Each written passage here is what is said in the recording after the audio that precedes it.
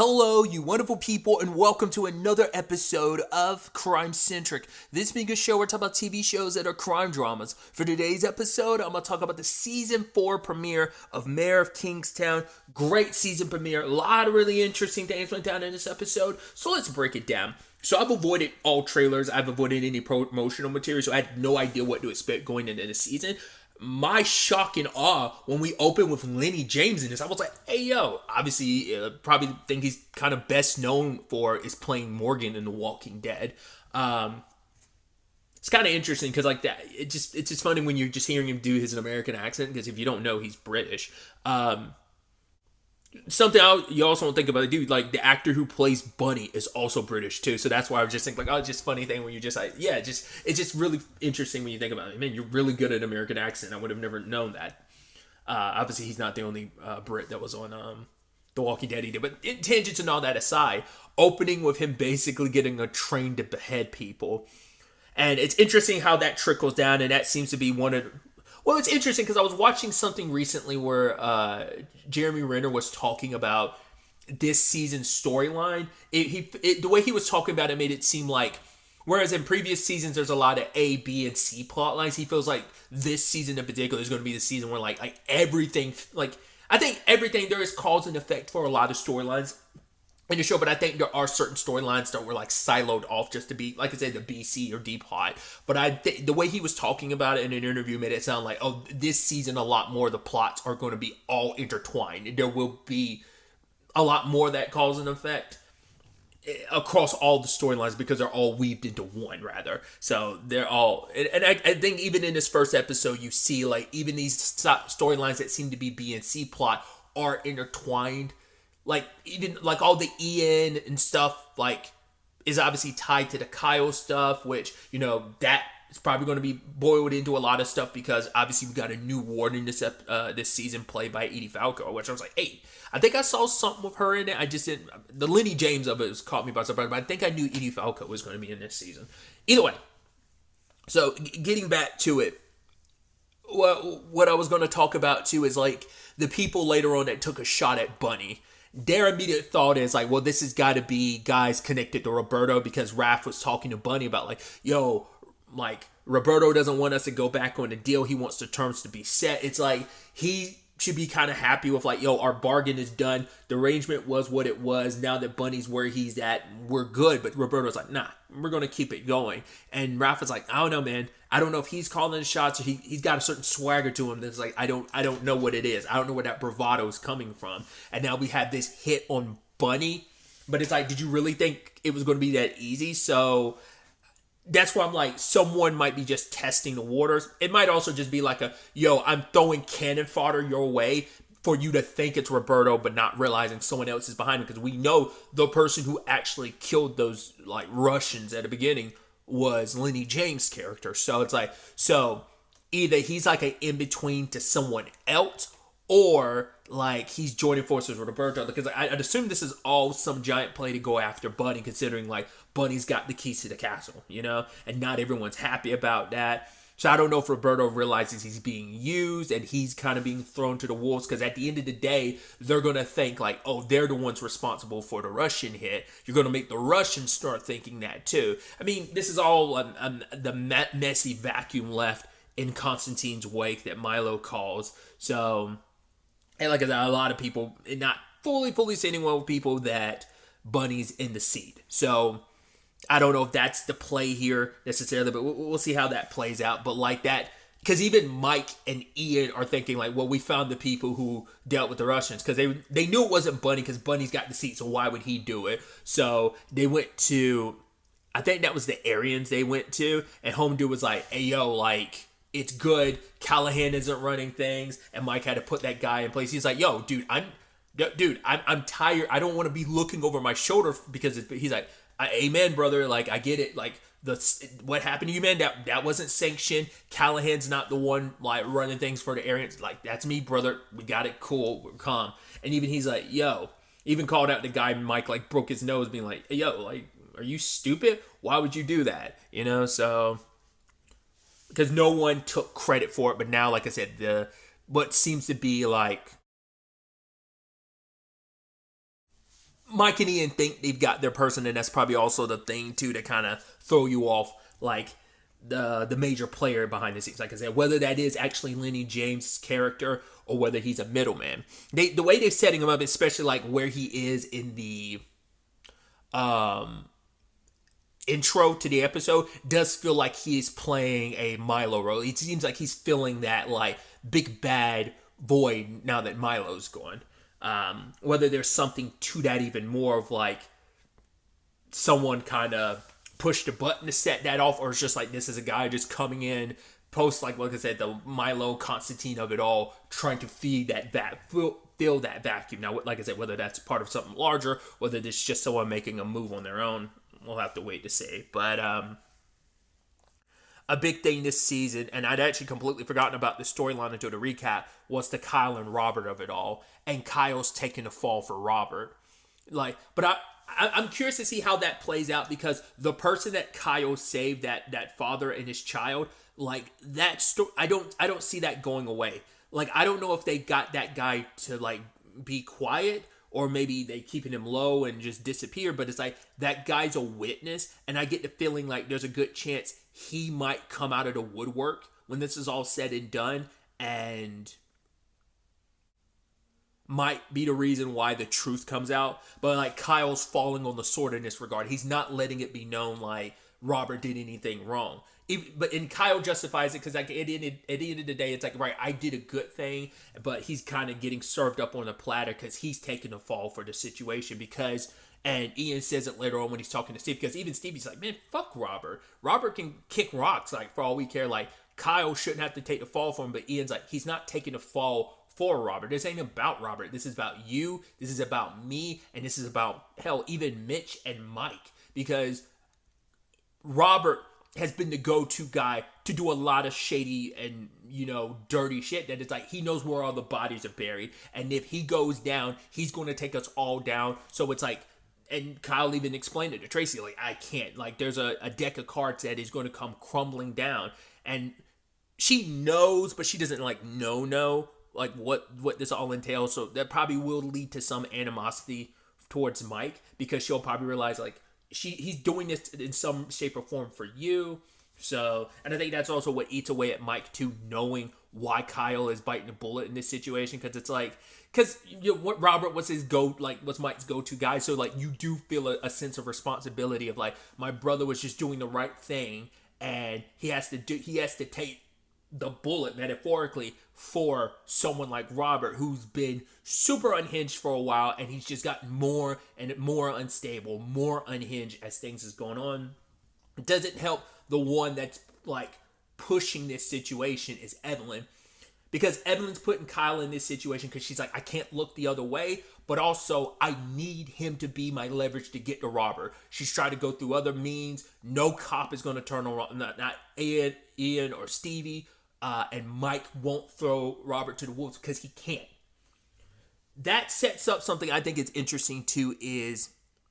I do apologize if I'm a little all over the place, but my brain, I do apologize, but I try to keep it as concise as I can. But like the dominoes in my head, funny enough, in the reference to dominoes falling. But Ian is, because Evelyn's still trying to get Ian to turn, and Ian's like, no, I'm not talking to anybody. And he happens to see across the street, it's Robert. It's like, are you crazy? What you're supposed to lay low. He's like, I'm going crazy, because Robert is so unhinged. Like, if he's not out there busting skulls doing what he does, then he can't. What am I supposed, like, at the end of the day, that's what Robert is. Robert has and always will be a weapon. He's not anything blunt. He's not a scalpel. He's a full-blown chainsaw, and he is ready to be revved up at any point in time. And it's like, that makes him so dead, because that's even Mike's point of, keep an eye on Robert. It's like, he's just gonna lay low. He might be crawling under walls. Exactly. Keep an eye on him. Because hell, even Ian didn't know, like, you up here stalking? He's like, no, I'm just going for a drive. It's like, you just happen to be in the same place Evelyn is. And he's telling them to chill and calm down. And even Robert's like, I'm the one that got shot. Why am I the bad guy? Man, fuck, Mike, fuck Kyle. He's like, even fuck you too. And you're like, what Ian wants to say. Ian wants to call him out, but he's like, I can't take the chance that you don't do something stupid. So, but he's also like, Mike's head's not, I don't know where it's at. Like, because he's like, at the end of the day, there's one thing that needs to be dealt with, and Mike will never pull the trigger on this, but the thing that will make all our problems go away is if Evelyn goes away. My immediate thought wasn't like, like that's what Ian really means. Back in my mind, I'm like, is Ian setting Robert up for the fall in the regards of like, is it going to be a thing of use how unhinged Robert is, use him to kill Evelyn, and then pop Robert because, oh my God, he went crazy, PTSD, something like, maybe like you make some argument about maybe some like CTE thing, like they could frame it a certain way. Now, either you're actually going to have Robert go after Evelyn and actually pull the trigger and kill her, and that is all the end all be all, or you have him seem like he's going after Evelyn and you actually put him down, and that puts an end to what Evelyn wants, and that, like, without Robert she has no reason to go after Kyle anymore. Or 3, like I was saying, he pops Evelyn and then they pop him. I don't know. Those are the 3 paths I see with this Robert storyline going. We'll have to wait to see and keep an eye on it to see where that ultimately ends up going. But circling back to Evelyn, she's dead to Mike, which is sad because obviously there's so much complicated history there. But it's like, you're putting my brother away. It's like, you could handle things differently. And she's like, no, my hands are tied. And it's like, the sad thing is, at the end of the day, Evelyn is trying to do the right thing, just like Kyle did the right thing. But for Mike, it's like, this is my baby brother. The only, like, one of the few good things, one of the few good men, untainted people in this godforsaken town, and you're sending him away for doing, it's like, then give me Robert, convince Kyle to do the right thing, but it's like, it's so much bigger than that. Like, I don't know if even Mike can bring himself to tell Kyle to do the thing. Like, could he? And it's like, right, screw the ramifications, but it's like, there's so much delegating and obviously spinning plates that Mike has to deal with, And maybe that's something Tracy will also potentially be pissed at him about, is that you could do something. You could tell Kyle to do something, but like I said, he's falling on this sword, not for Robert, yes, for Ian and Stevie, but mainly for you. And that's going to probably rub her the wrong way. So, I don't know. We'll see how that all plays out. But obviously, it's like, things probably do not look good for Evelyn. Like, I know Mike doesn't want her dead. It's like, obviously he meant it metaphorically, but you're like, yeah, that death flag just got placed there, dude. You're like, oh boy, we'll see what happens. But like, I'm nervous for Evelyn, especially with that conversation. I mean, Robert was already unstable, but like, Ian put a battery in his back with this episode, so I'm like, I don't know. And Robert is crazy enough to do something like actually go after Evelyn. I mean, once again, this is also on Ian too, because what Ian did to protect Robert as well, that's also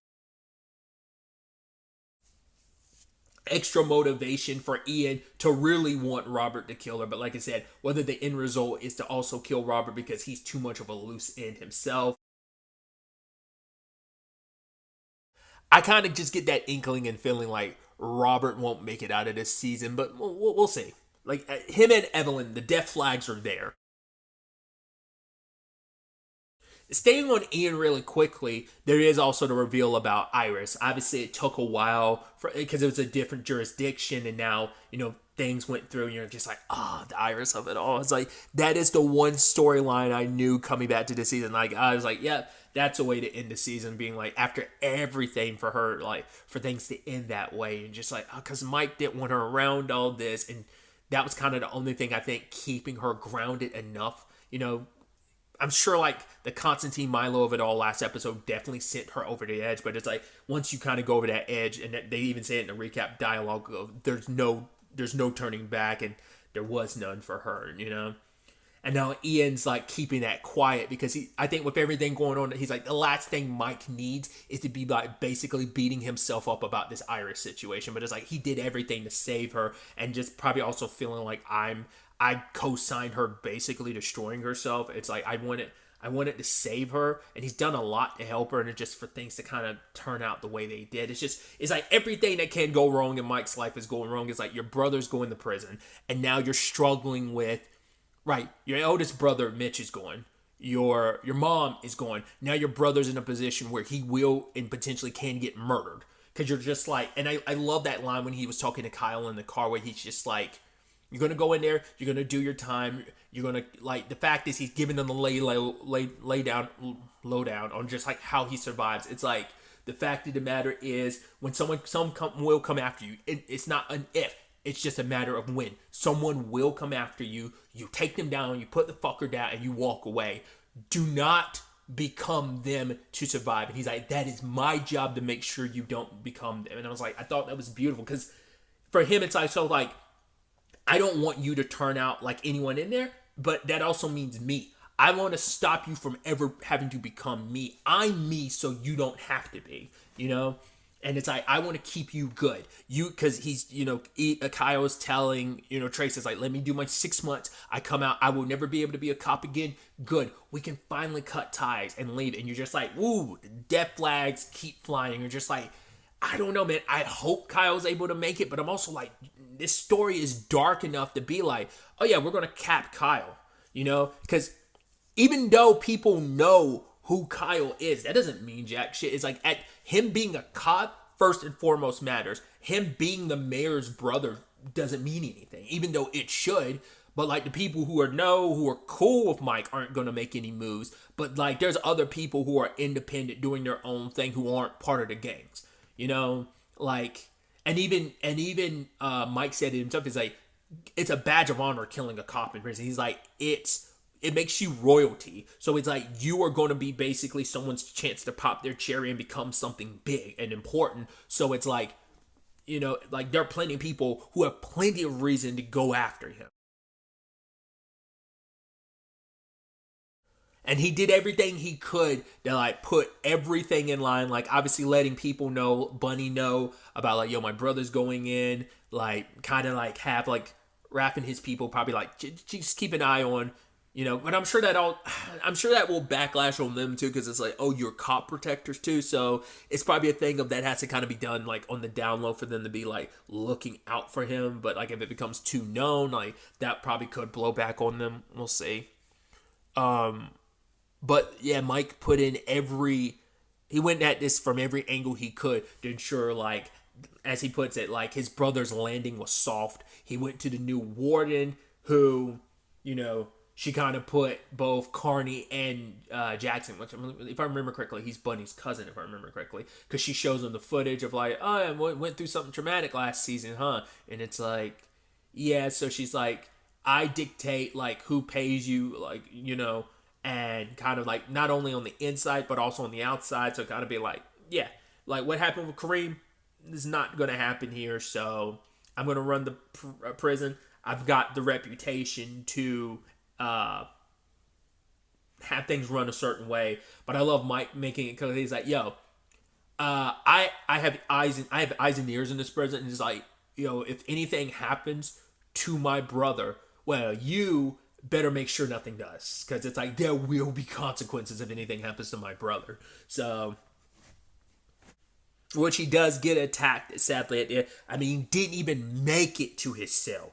Didn't even make it. Obviously, it's like, because it's like, Carney is on the yard, and he was like Mike was pushing for him, like, no, I need you to be there, but it's like, I can't. It's a newbie that's there, which she almost feels like she's somewhat our Kareem this season, because like, she's got the family and everything. We don't know if she has an SO, but like, whether she's just like solo parenting this, but it seems like she's got like 3 kids. So yeah, and she's also in the opening credits too, so she's going to be a major through line. But it seems like, because obviously her storyline is going to be she's specifically in the same sector like that Kyle's cell is going to be in. Carney made it clear. It's like, yo, whoever this, Kyle is like, yo, precious cargo. It's like, what did he do? It's like, just being a stand-up guy is what he's going down for at the end of the day, So it's going to be interesting to see how those storylines, like, play out and where that goes in the future. I also love going back to the warden really quickly, her making it perfectly clear, like, oh, I'm not going to, I'll call you if I need you. And you're like, it's definitely going to happen. I don't know what the situation is going to be, but she's going to make it seem like, oh, I'm not going to compromise myself. You are. it's Kingstown. It's only a matter of time before something's going to come up, and you are going to need Mike's help, and that's going to give Mike all the power and situation that he needs to push and pull things to be what they are. So we'll see how that whole situation shakes out, and what the situation will be that will eventually cause that. But for a while, she's probably just going to be on the. Once again, we are only introduced to this character. She seems to have a stellar record. Beyond that, we don't know. So it's going to be interesting to see what her introduction to this adds to the story, and obviously the very large vacuum that Kareem left behind in his wake. We also had the development of the Callahan of it all, because I actually couldn't remember what happened to Callahan, because they show it in the recap him being in the hospital. I was like, all right, because someone did try to still get him while he was in the hospital, didn't they? I think, but like he ended up like killing the person and getting out and getting away, if I remember correctly. But for him, because like the whole point was like, oh, Callahan, don't worry, he's in the infirmary, and lo and behold, he's in the cell right next to Kyle. Because Mike had told Kyle, don't associate with anyone. Like you, what was it like? Basically, if someone steps to you keep your eyes on them, but you don't meet their eyes. It's kind of like I said, it's almost like you need to keep your head low, but if someone steps to you, put them down. They kind of make a point, because you also don't want them getting back up and coming after you. So you put them down, you walk away, because that you stick around, that's going to lead to more trouble. But Callahan's giving him the advice of like, don't end up in the infirmary, and it's like Kyle knew that ahead of time not to go to the infirmary, because that's just leaving you open to vulnerability. But now you have Callahan in the cell next door, and it's like, I'm trying to remember. I don't know if Kyle knows who Callahan is, but he knows. He's like, oh, I know you're a cop, but it's like, he knows he's Mike's brother's dude. Because once again, everyone's got to know that. I mean, not unless they don't, but I'd assume everyone would. I made that assumption early in the recording, but I'm like, I assume everyone would know that that's Mike's brother, but I don't know. Because you would feel that Mike would spread that around if that was the case. So, but I think it's common enough knowledge, but maybe I'm underestimating. Like, maybe they have reason to not connect Mike and Kyle, but either way, for Callahan to be the one next door cell to him, like whispering to him, you're like, oh, that's going to be interesting. He's going to probably draw Kyle in to try and use it. It's like, oh, I'm looking out for you, but it's like Kyle knows. But it's like, you push come to shove, you probably will have no choice but to align yourself with certain people. And Callahan will probably position himself like he'll probably. I mean, who knows? The guy that was on his own, like who did that, like that might have been a Callahan calculated move to like, yo, I'm going to push you against the wall, and I'm going to corner you until you have no one to turn to but me. And that's my way to get close to you so I can get at Mike. So we'll see how that all plays. Like I said, I had not seen the trailer, really any promotion for this, so because I've avoided it. So I have no idea what to expect from this season. So excited to obviously have Mayor of Kingstown back. Obviously, also, I don't know if the conversation came up like while season 3 was airing. The Jeremy Renner incident might have happened, with a snow plier, and the whole thing. So obviously, glad to see Jeremy Renner, up and doing well. Obviously, it has been for a little while, but I think this is the first like proper recording of being able to kind of talk about that in the context of his work and stuff. So yeah, just leaving it at that as well. So. But yeah, I'm excited to see where this season takes us. Excited to see where all of this takes us going forward into the next episode. But really, that's all I wanted to talk about. Till the next time we meet, be happy, be safe, live life to the fullest, and enjoy it. Good day and goodbye.